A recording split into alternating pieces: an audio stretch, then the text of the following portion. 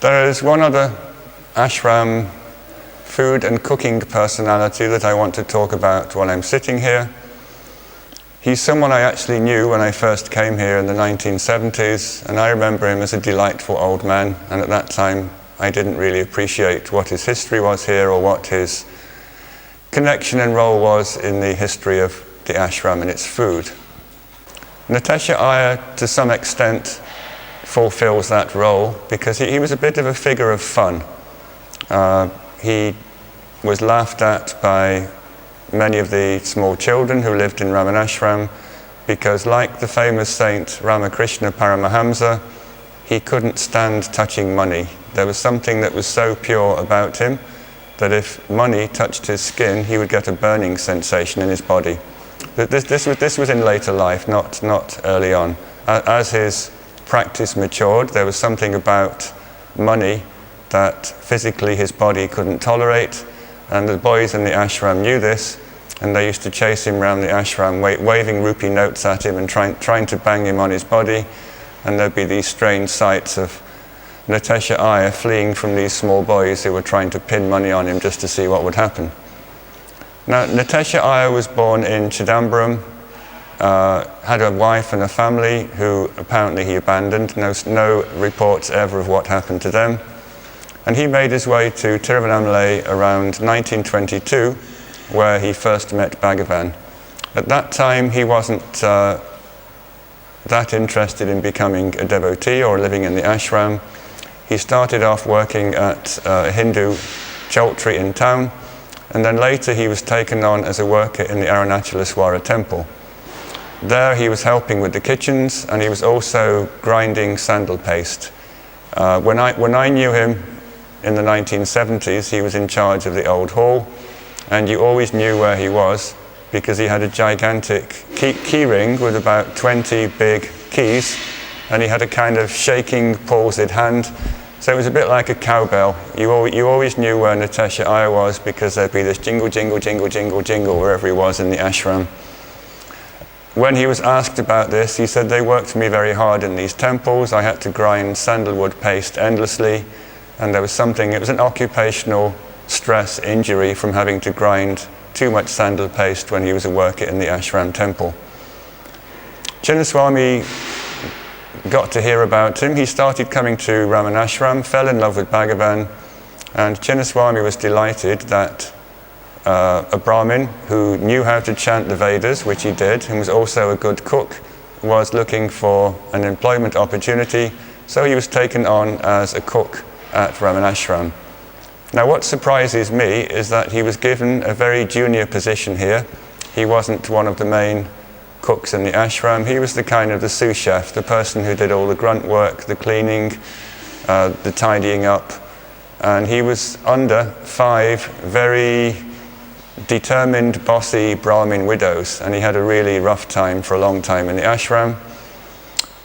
He would come, and people have told me that he would get very frustrated, very angry, and instead of letting off steam at these Brahmin widows who were bossing him around, he would go outside and roll around in the dirt, screaming at the top of his voice to let off his anger.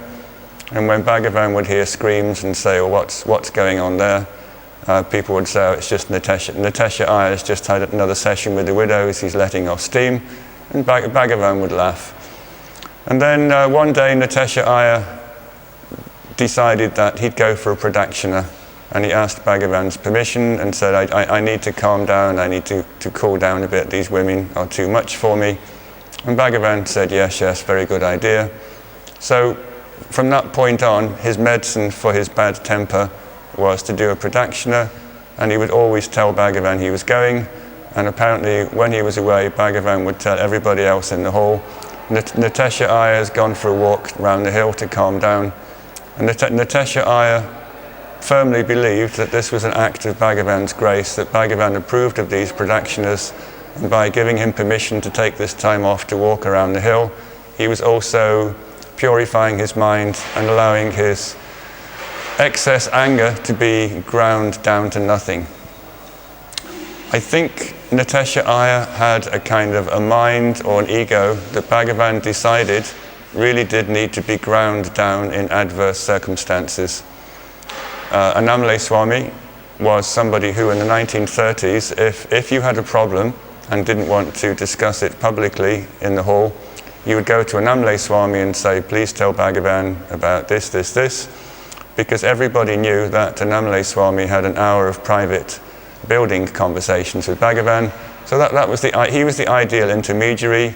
As Bhagavan was inspecting building works, Annamalai Swami could say, by the way, so-and-so's got this problem.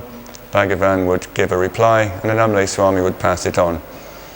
So Annamalai Swami told me that various people would bring their problems and complaints, and Bhagavan would always have something constructive to say, some advice, or he'd slightly adjust the situation in the ashram, so that the person who was doing the complaining had a better situation.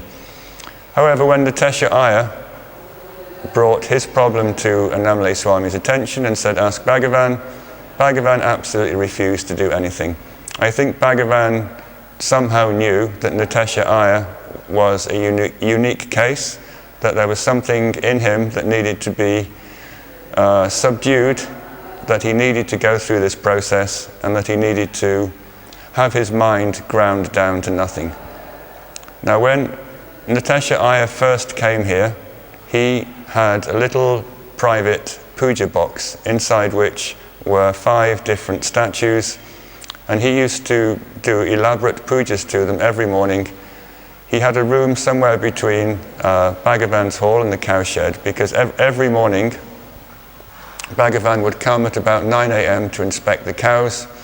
Natesa Iyer would have done his long elaborate puja by this point, and he would ask Bhagavan to inspect the idols that he'd cleaned and done worship to.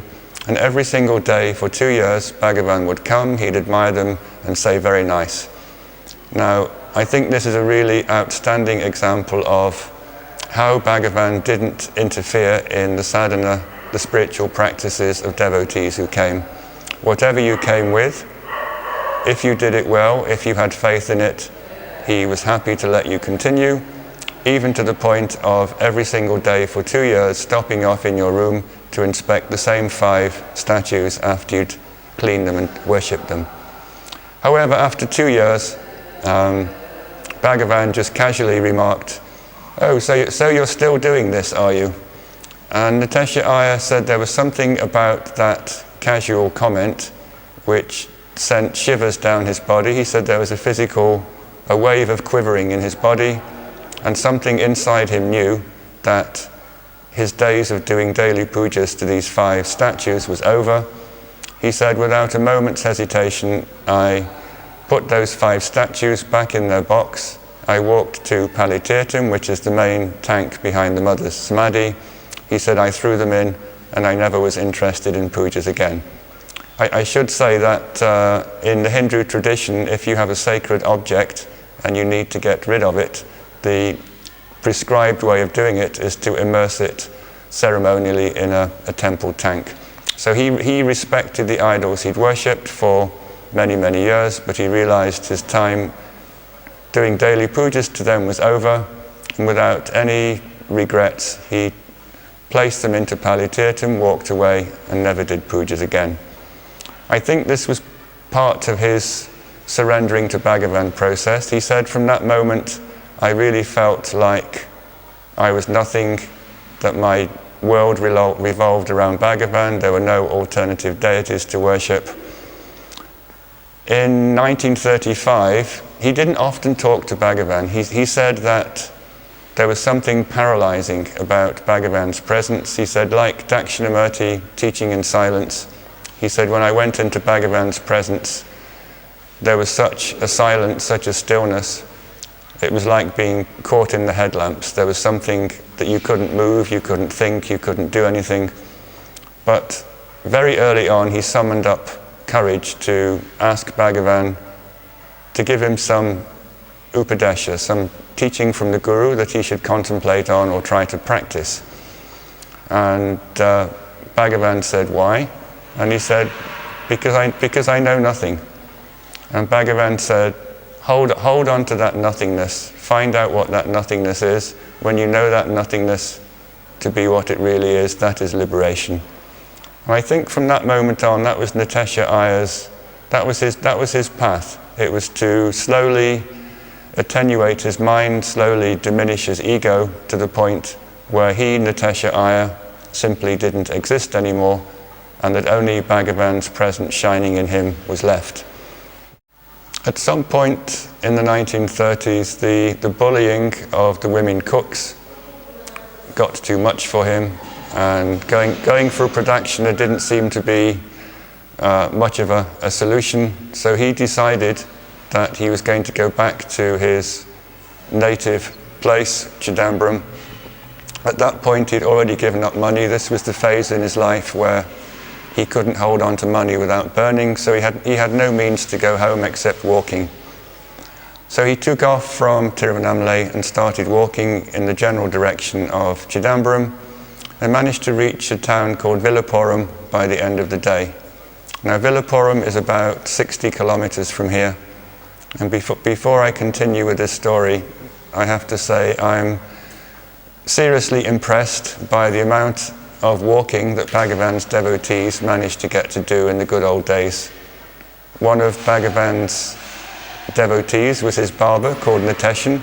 Natesa lived in a town 33 kilometers north of here, and every day on full moon, Natesa would walk 33 kilometers to Tiruvannamalai. He would come to Bhagavan, shave Bhagavan's head, do a pradakshina, and then walk back to Polor, which I calculate to be a round trip of about 80 plus kilometers. And this he did every month, and good for him. He did it well into his 70s, and apparently had a heart attack on the Pradakshina road when he was well into his 70s, which I consider to be a wonderful way to go. There were devotees such as Mastan, Swami, Akalandama. They would not only walk the 40 kilometers to come and see Bhagavan, they would load themselves up with enough food to feed Bhagavan and all his devotees for several days. So they would put a head load of, I'm guessing, 40, 50 pounds on their head and probably walk barefoot. They said they did it in a day, which I also find quite impressive. They would stay with Bhagavan and then they'd walk back to their village after a few days. So back to Natesa Iyer. Natesa Iyer has just walked 60 kilometers to Villapuram. It's going dark. He said he found a tamarind tree which was hollow on the inside. He thought that would be a nice cozy place to spend the night. He managed to find a place to have a bath.